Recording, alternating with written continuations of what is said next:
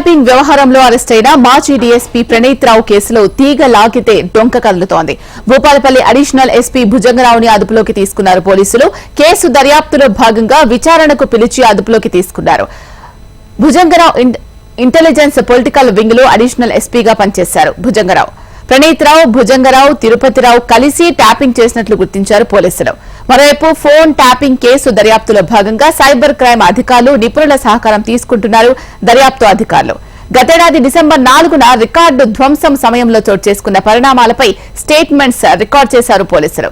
కాగా మాజీ డీఎస్పీ ప్రణీత్ రావును రేపు మెజిస్ట్రేట్ ఎదుట హాజరుపరిచే అవకాశం ఉంది.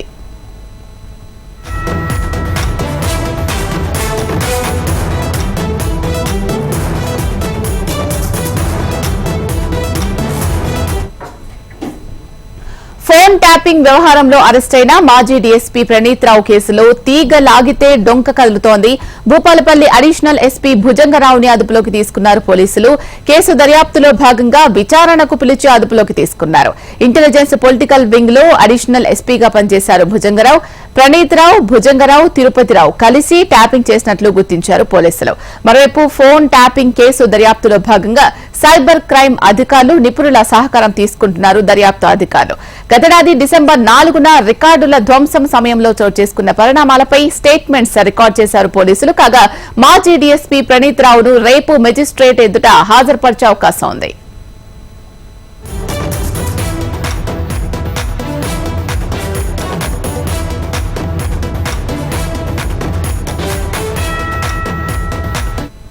దీనికి సంబంధించి పూర్తి సమాచారం మా హైదరాబాద్ బ్యూరో రమణ అందిస్తారు. రమణ, చెప్పండి, మొత్తం మరి ముగ్గురిని అదుపులోకి తీసుకున్నారా? శీల, అంటే ఇప్పుడు మనకు అందుతున్న సమాచారం మేరకైతే Bhupalpally SP additional SP Bhujangarao మాత్రం అదుపులో తీసుకున్నారు. వారిద్దరికి సంబంధించి ఎవరైతే తిరుపతి రావుకు సంబంధించి ఇంకా పూర్తి క్లారిటీ రావాల్సింది. ఏదేమైనా అంటే కేసు ఇప్పుడు చాలా కీలక దశలో ఉంది. ఓవైపు ప్రణీత్ రావుకు సంబంధించిన కస్టడీ ఈ రోజుతో ముగుస్తుంది.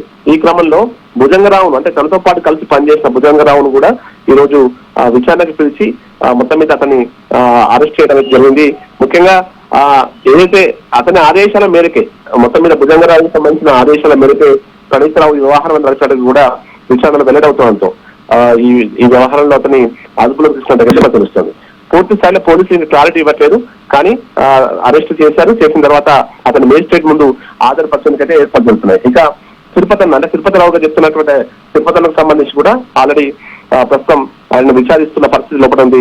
అతనికి సంబంధించి కూడా కాసేపట్లో అధికారిక ప్రకటన వచ్చే అవకాశం ఉంది. అంటే అతను కూడా అదుపు తీసుకునే అవకాశం ఉంది. ఏమైనా మొత్తం ఈ ఐఎస్బీలో ఆ సమయంలో పనిచేసిన ఆఫీసర్లంతా కూడా వీరంతా కలిసి మూకుమ్మడిగా ఈ యొక్క ఫోన్ ట్యాపింగ్ వ్యవహారం నడిపారు. మరి వీరికి అంటే వారందరికీ కూడా ఎవరు ఆదేశాల మేరకు వీరు ఈ విధమైనటువంటి పనులకు పాల్పడ్డారనే విషయాన్ని తెలుసుకునే ప్రయత్నం పోలీసులు చేస్తున్నారు. వచ్చే రోజుల్లో మరింత మంది ఉన్నతాధికారులు అప్పుడు పనిచేసిన ఉన్నతాధికారులకి నోటీసు ఇవ్వడానికి రంగం సిద్ధంగా తెలుస్తుంది. ఏదేమైనా కేసు అయితే సంచలనంగా మారబోతుంది మాత్రం మనం చెప్పాల్సి ఉంటుంది. రైట్. Thank you Ramana.